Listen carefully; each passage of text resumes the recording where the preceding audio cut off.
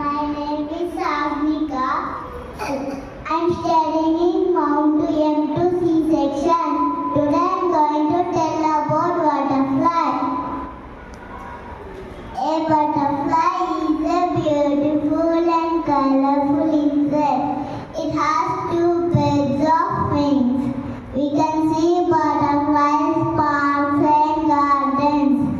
Butterflies drink a sweet juice from flowers called nectar.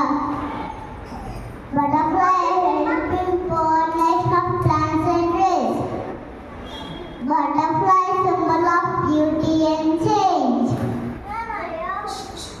But some butterflies can fly very far, even hundreds of kilometers.